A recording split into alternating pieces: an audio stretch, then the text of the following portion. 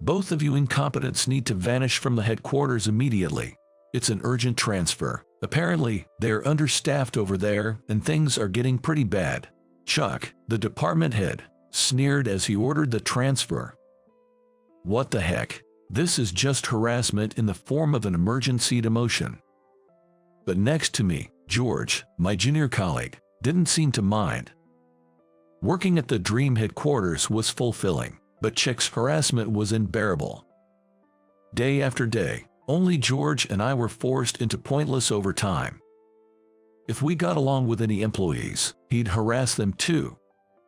Naturally, we ended up isolated within the company due to Chuck.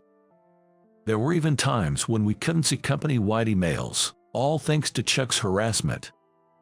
Our computers were the only ones set to trash internal emails automatically. I just couldn't deal with this anymore. Just when I was fed up with this ridiculous boss, comes this absurd emergency demotion. Goodbye, useless employees. It'll be refreshing not having you around, Chuck said with a sleazy smile as he saw us off.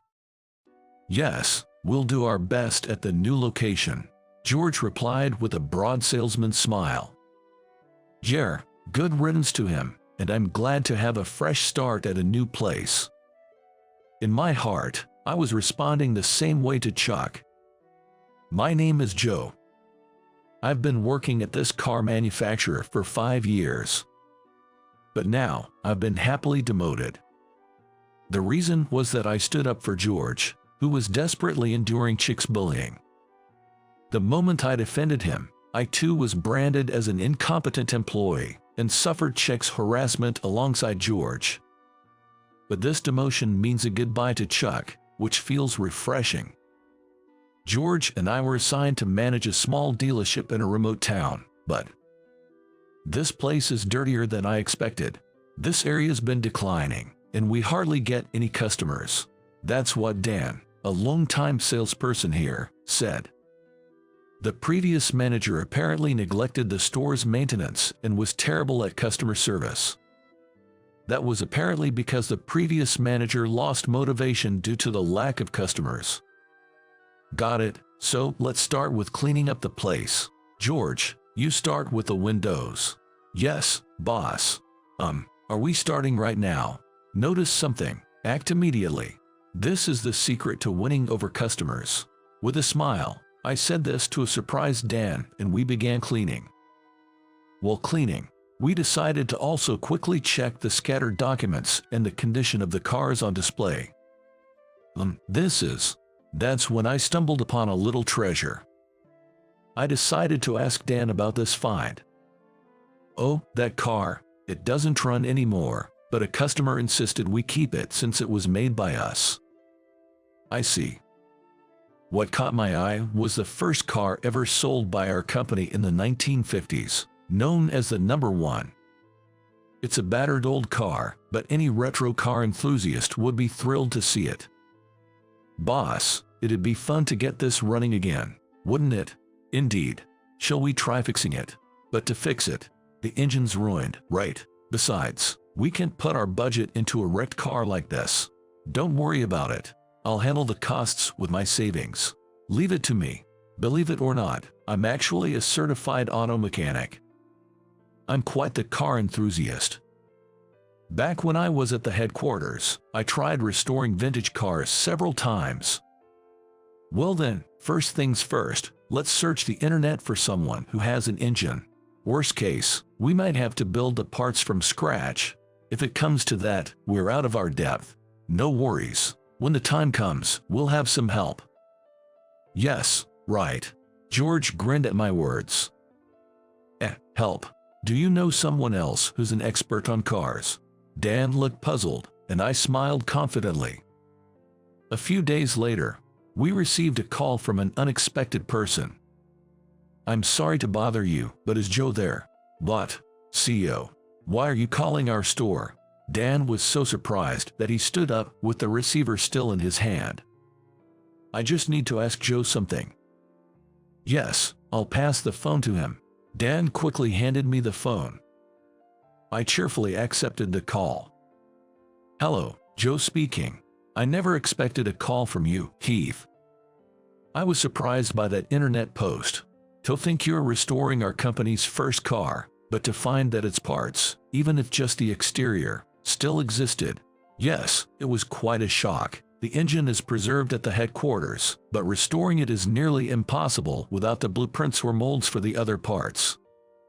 So, is the number one at your branch in good condition, aside from the engine? Quite a few parts are corroded, but if we remove the rust, we might just manage. Though, we'll have to estimate and restore the parts that are beyond repair. Understood. Then it's settled. We'll allocate a budget at the headquarters and restore that number one car. It was produced in limited numbers and we don't even have an original in our company. Thank you. I'll be waiting for the good news then. Don't worry, leave it to me. I hung up the phone after finishing the call with Keith, the CEO.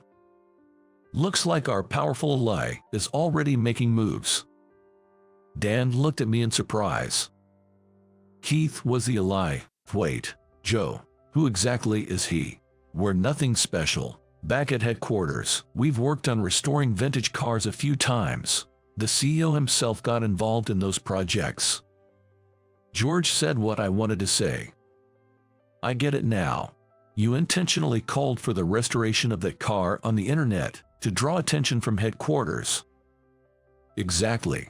There were more enthusiasts than I expected. We even made a bit of a buzz on social media. George proudly showed Dan the phone screen. It displayed many passionate responses from car enthusiasts wishing for the revival of the number one car. I want to see the number one car in action. Looking forward to its revival. Among the responses were offers like, I have a listed number one car in my barn. I can send details if you contact me. Even from our corporate PR department sent an enthusiastic message. Hi, this is Nina from PR. Can we feature this story? This will definitely get the Keith's attention. Dan smiled, impressed. But why did headquarters demote talented folks like George and Joe? It's a loss for our company to transfer people who can contribute so much. Well, there was someone at headquarters who held a grudge against Joe. We actually welcomed the demotion to get away from that guy. Really? Dan looked puzzled by our words. But Dan, can you contact the original owner of this number one car? We need to check with them before we start fixing it. Understood. I'll look into it. Also, if you have a list of customers, I'd like to review it. If things go well, we'll want to showcase this to them. Sure thing. Saying that, Dan brought over a thick bundle of documents. Seeing it, I was truly astonished. Isn't the customer information digitized? Or is this just a backup in case something happens? I'm sorry. This is our customer information. I'm not good with computers. That's a problem. My apologies. Then, let's hire an office assistant who's good with computers. Work with them to digitize these documents. And let's make it a rule to clean the office for 30 minutes every day. It won't happen overnight, but we'll get there bit by bit. Got it. I'll contact the job center right away about hiring an office assistant. Thus, we started working on digitizing information and cleaning the store, alongside the restoration of the number one car. A few days later, we welcomed a new team member. I'm Mia. Pleased to meet you. The office assistant we hired was a recent college graduate. She's quite a beauty. Affected by the recession, it seems she's had trouble finding a job. Now, she's returned to her hometown and is doing part-time work and helping out at home. It really gets you down. Even after graduating from college, finding a job is so tough these days. While voicing her complaints, she and Dan were busy entering customer information into the computer. You type really fast, Dan commented. She laughed and replied, well, you can try a thesis in college without being able to use a computer. Thanks to the arrival of this efficient young woman, the workplace suddenly seemed more vibrant. Within about 3 days, all the customer information was entered into the computer, making it easy to access any client's personal details. In her spare time, she even helped clean, and the once dirty store was now spotlessly clean. However, It's been a while since we've heard about the number one car's engine from headquarters, George mused. Yeah, it's been 2 weeks since Keith's call, I replied. Should we contact them to check? Yeah, let's get in touch with Keith directly. Directly to the CEO. Mia stopped typing and looked up in surprise. I suspect someone might be deliberately delaying our communications as a form of harassment. There's a troublesome guy back at headquarters who seems to be trying to set us up. Our former department at headquarters was also responsible for managing and maintaining the car display area.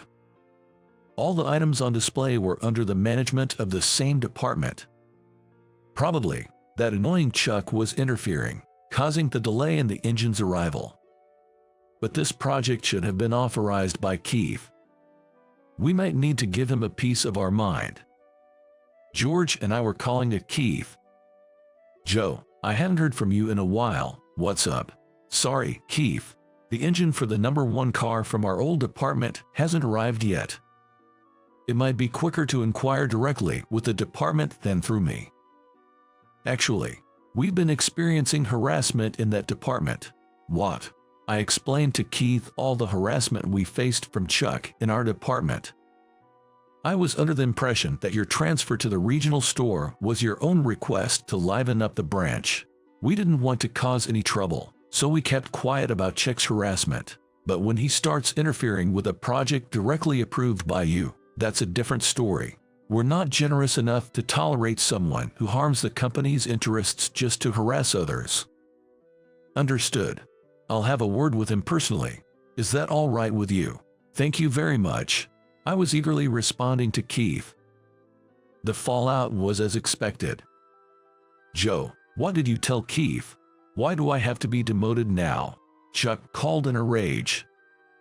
It seems my talk with Keith about Chuck's harassment led to the discovery of his mistreatment of other employees too. HR took action, and it seems Chuck was demoted as a result. No, what are you talking about, Chuck? I don't know anything about it. I had simply told Keith the whole truth. This was Chuck's own doing. It's none of my concern. Please, ask Keith to reconsider. Sorry, we're busy over here too. With that, I hung up on Chuck. In front of us, the number one car with its engine installed was about to move. Dan was the driver. Go for it, Dan. Mia cheered him on. Dan waved at Mia through the windshield and slowly started a car. Wow, it's actually moving. Yeah, seeing such a retro car in action is really moving. It was worth being transferred here. George and I laughed together. Tomorrow, we have planned a showcase event for the number one car. We sent out DM to our customers for this. Retro car enthusiasts will surely be delighted. The PR department from headquarters will come for a DV interview. Keith also emailed that he's looking forward to it. It will be great publicity for our car and branch. Joe, I'm looking forward to tomorrow. Definitely, it was worth all the hard work. I embraced George in excitement. Joe and George, you guys are really close, huh? Is this what they call a bromance? It's not like that, I said laughingly to Mia's teasing comment, and she retorted with a slightly pouting face. No, Joe and George are too close. It makes me jealous just watching them. Oh, Joe is so oblivious. Really oblivious. Mia and George grinned at me. What are you talking about? Come on, you're so clueless. Mia looked at me with a laugh. Little did I know, she would confess her feelings to me later. Since being transferred, I've been having more fun than ever. Everything turned out just fine in the end.